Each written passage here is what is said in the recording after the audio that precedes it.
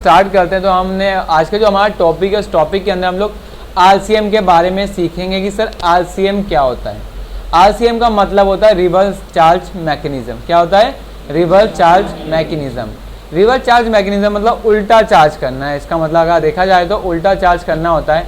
अगर आप देखेंगे तो हम स्टार्ट कर रहे हैं रिवर्स चार्ज मैकेनिज्म का टॉपिक स्टार्ट कर रहे हैं। पहले क्या होता था इंडिया के अंदर, अगर एक रजिस्टर्ड पर्सन किसी रजिस्टर्ड पर्सन से माल खरीदता था, क्या करता था? एक रजिस्टर्ड पर्सन किसी रजिस्टर्ड पर्सन से माल खरीदता था तो ये जो पैसा इसने सपोज इसने 100 रुपये की आइटम इससे खरीदी, 5 रुपये का इसका टैक्स दे दिया, तो टोटल कितने पैसे पे करता था ये कस्टमर? वाई तो करता था। ऐसे आप सोचो, आप किसी मोबाइल खरीदने जाते हो तो आपको बोलता है सर 7,000 रुपये का मोबाइल है और 500 रुपये इस पर टैक्स लगेगा, तो आप उसको कितना पे करते हो? 7,500 पे करते हो। अब आप उससे पूछते हो कि आप टैक्स जमा कराओगे नहीं जमाओगे, लेकिन आप अपना काम उसके ऊपर दे देते हो। तो पहले ऐसा कॉन्सेप्ट चलता था कि आप माल खरीदते थे, जो आपको माल बेचता था वही गवर्नमेंट को टैक्स सबमिट कराता था। क्या करता था? सबमिट कराता था। ठीक है, ये आपका नॉर्मल चार्ज था। कौन सा चार्ज था? ये आपका नॉर्मल चार्ज था। अब ये वाई पैसा क्या पे करेगा? आपको 7,500 पे करेगा। ये 7,000 रुपये तो अपनी पॉकेट में रख लेगा। कौन रख लेगा? आपका एक्स पर्सन तो 7,000 रुपये अपनी पॉकेट में रख लेगा।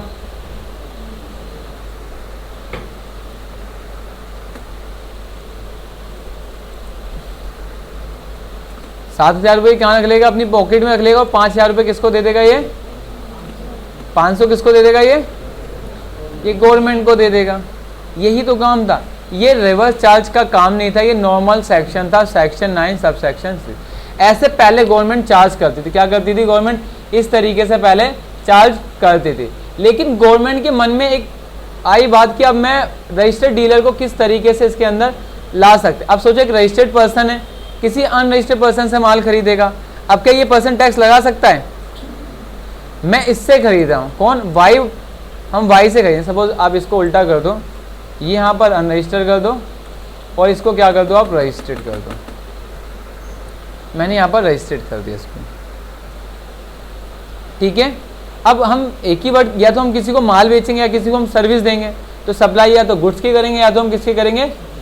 सर्विस की करेंगे। अब बात है कि इसने इसको माल बेचा रजिस्टर्ड को, क्या ये टैक्स लगा सकता है? नहीं लगा सकता। क्यों? क्योंकि अनरजिस्टर्ड डीलर है और अनरजिस्टर्ड डीलर तो किसी पर टैक्स लगा नहीं सकता क्योंकि वो गवर्नमेंट से जुड़ा ही नहीं है।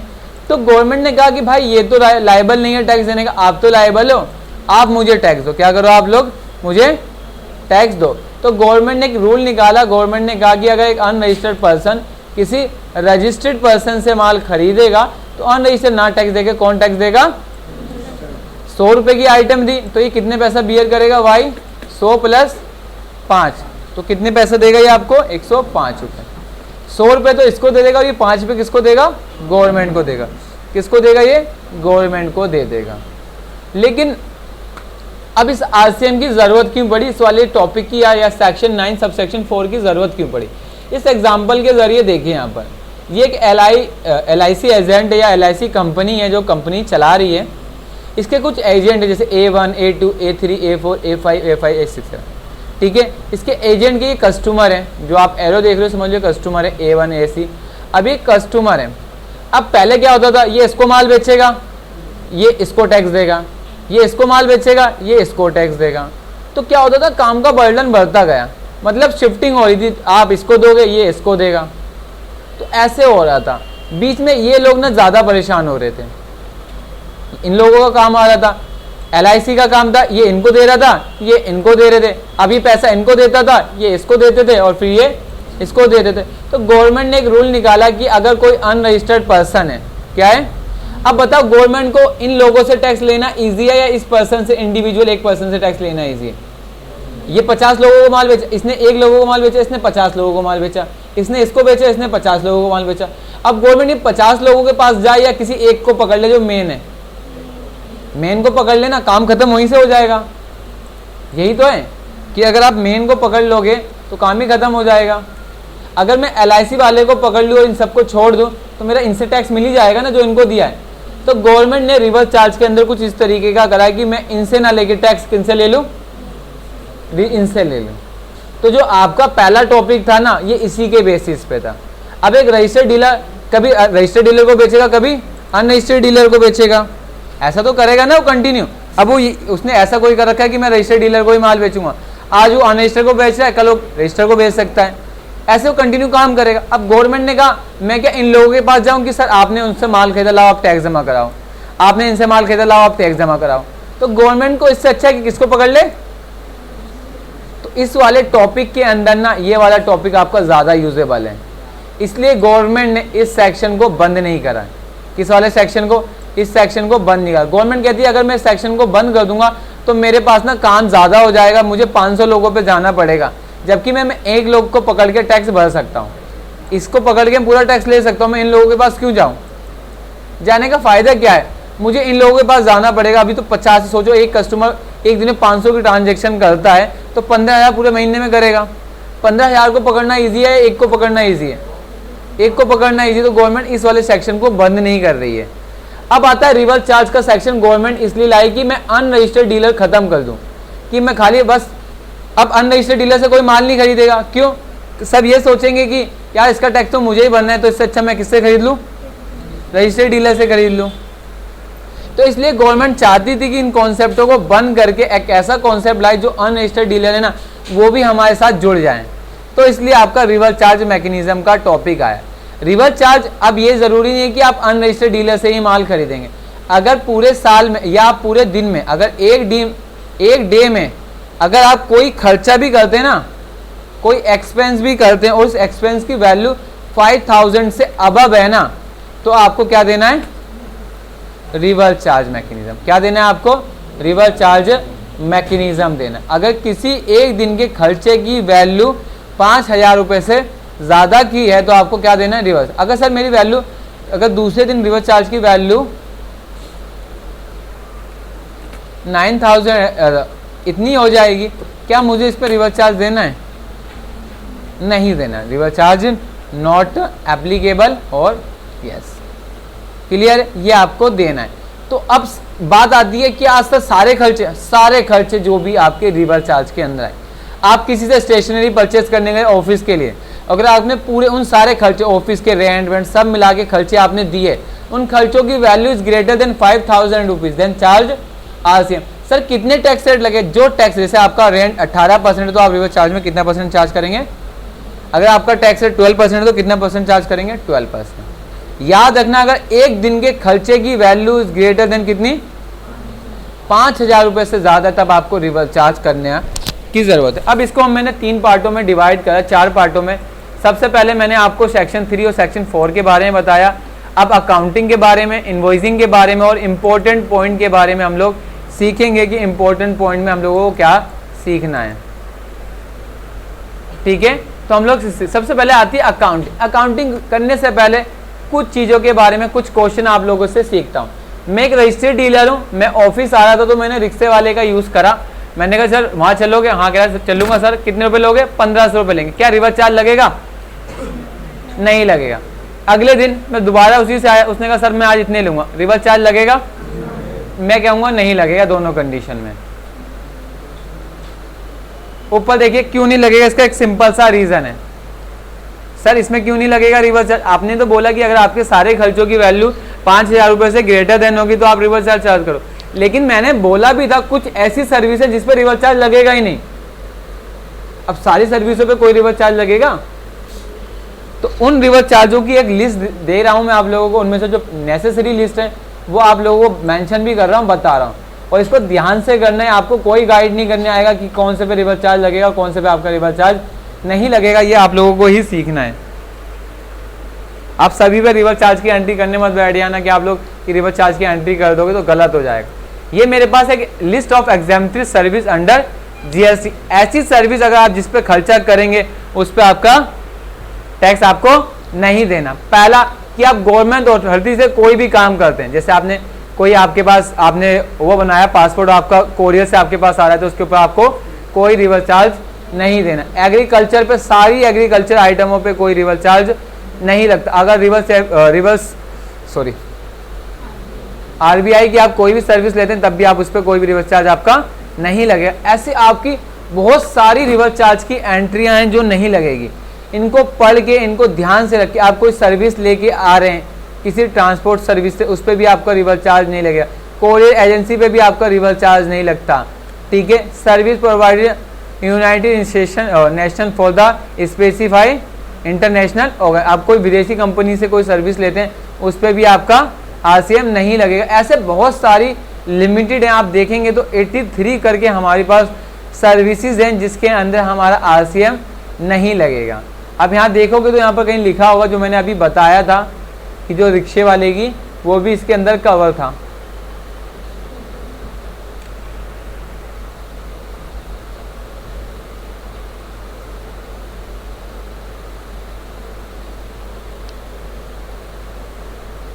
देखो यहाँ पर ये लिखा है कि आप कोई कंस्ट्रक्शन कराते हैं, electrician, commission, installation, repairing, maintenance, इन पे भी आपका रिवर्स चार्ज नहीं लगेगा, इनको आप ध्यान से रखना। और ये आपको इंश्योरेंस कराते हैं, उनके अंदर ये कंडीशन, इनके अंदर भी नहीं लगेगा। कोई गवर्नमेंट की एजेंसी चल रही है, उनके ऊपर कोई आप सर्विस दे रहे हैं, आप उस पर खर्चा कर रहे हैं, तो भी आप उसका आपके ऊपर RCM नहीं लगेगा। ऐसी आपकी ना 83 सर्विसेज जो गवर्नमेंट ने एग्जाम करी, इन पर आपका कोई भी रिवर्स चार्ज नहीं लगेगा, और आपको ट्राई भी नहीं करना कि आपको रिवर्स चार्ज लगाना है।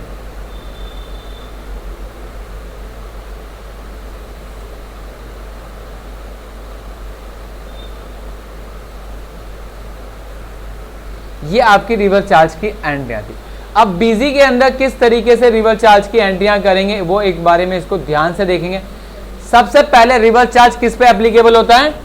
खर्चों पे एप्लीकेबल होता है। किस पे एप्लीकेबल होता है? खर्चों पे एप्लीकेबल होता है। तो आप जब भी कोई ट्रांजेक्शन करेंगे ना रिवर्स चार्ज की, तो रिवर्स चार्ज के लिए आपको एक चीज़ हमेशा याद रखनी है।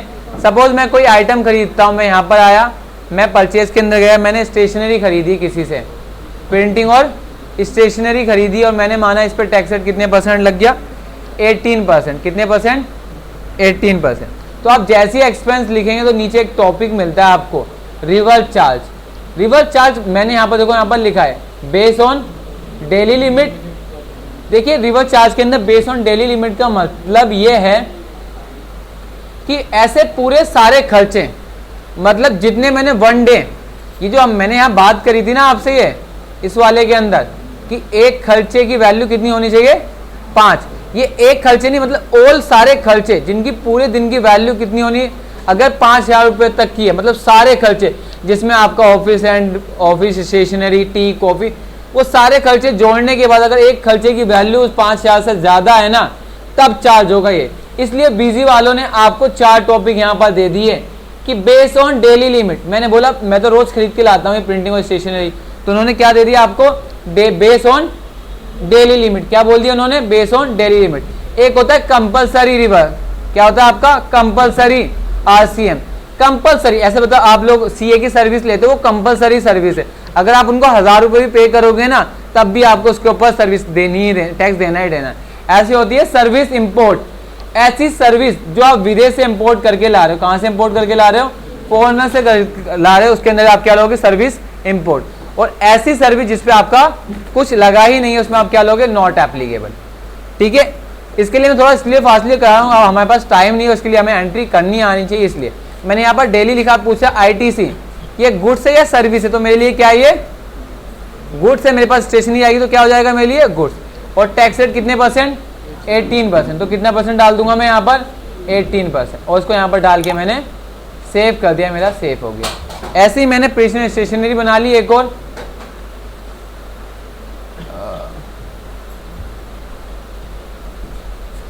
मैंने इसको F12 करके डुप्लीकेट कर दिया, इसको मैंने 12% ले लिया, यहाँ पर 12% डाल दिया। ठीक है, ऐसी मैंने एक और सर्विस बना ली, अकाउंटिंग चार्ज की सर्विस। ये CA मुझे सर्विस दे रहे हैं तो मैंने उनको नंबर डाल दिया अकाउंटिंग चार्जेस के अंदर। ये मेरे लिए एक्सपेंस है, एक्सपेंस डालूंगा। ये मेरे लिए क्या हो जाएगी? कंपलसरी। ये मेरे लिए क्या लेंगे इसके अंदर हम लोग? Input service. और सर्विस पे कितने % टैक्स चार्ज करती है गवर्नमेंट? 18%। और इसको सेव किया। एक मैंने अलूफ की फॉर्नर से मैंने कोई सर्विस ली, अलूफ कॉन्फ़िगरेशन करवाई है, तो उस पर मैंने गवर्नमेंट को टैक्स दिया है, उसके अंदर ये मेरे लिए क्या हो जाएगी? Service import. ये सर्विस है, इसके अंदर क्या ले लेंगे? सर्विस और 18%, और इसको सेव कर देंगे। और भी खर्चे होते हैं, उसके लिए मेरे पास लिस्ट बनी हुई है, आप देख लीजिए। इसको थोड़ा सा फोकस करके चलना, क्योंकि अगर आप में जो भी जॉब पे जाने वाले होंगे ना, उनको आरसीएम में थोड़ी सी प्रॉब्लम आ रही है, तो आरसीएम के बारे में आप लोगों को एक बार देख लेते तो ज़्यादा अच्छा है। मेरे पास ये खर्चों की लिस्ट मैंने बना रखी है।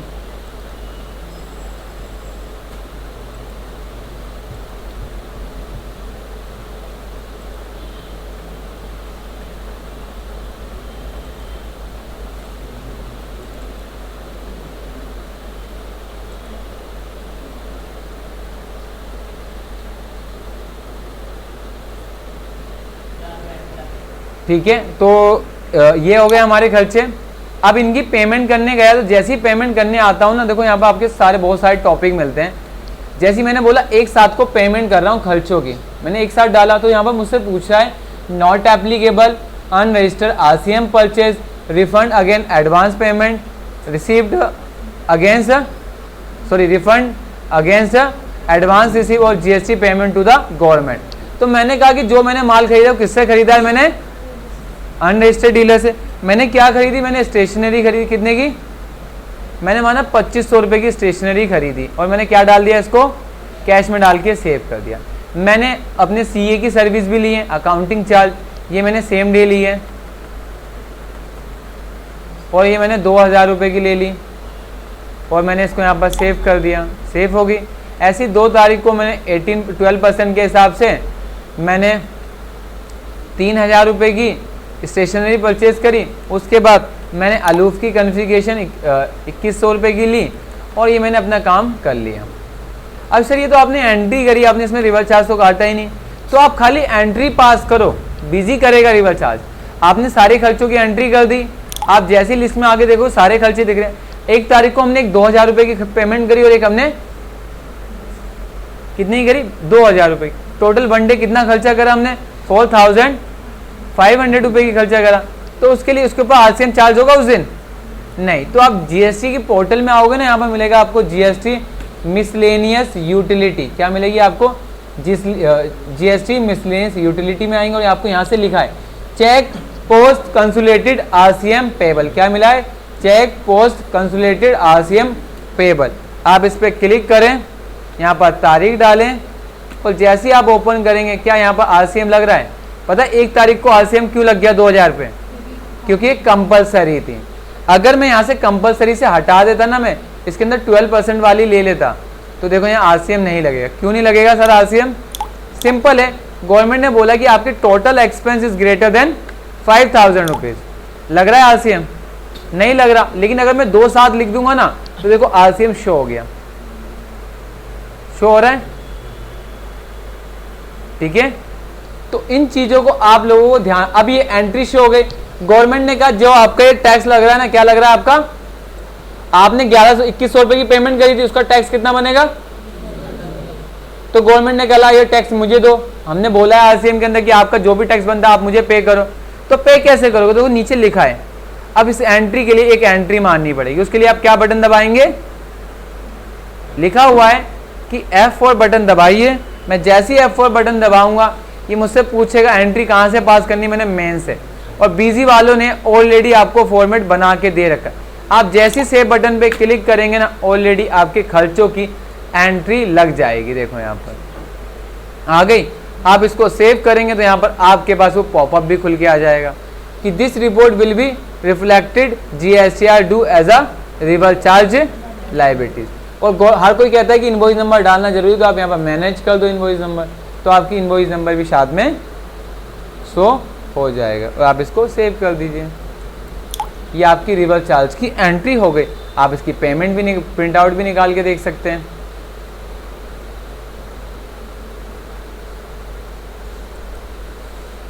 आगे तो आप यहाँ पर देख सकते हैं कि ये रिवर्स चार्ज के अंदर आ रहा है। इसमें आपकी कैश है, अलूफ कॉन्फ़िगरेशन है। ऐसे हमारे पास ना बहुत सारे खर्चे हैं जिस तरीके से हम रिवर्स चार्ज के अंदर कर सकते हैं।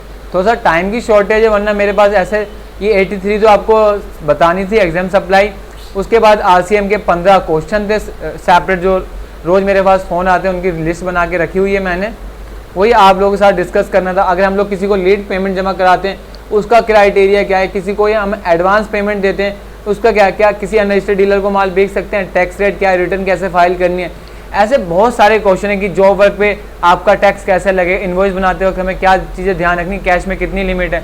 ऐसे जीएसटी के अंदर कम से कम आपके बहुत सारे क्राइटेरिया हैं जिसके बारे में हमें पता होना ज़रूरी है। और जब आप जॉब पे जाते हो ना तो आप लोगों से यही पूछते हैं कि आपको इतना आता है कि आप रिटर्न फाइल कर लोगे।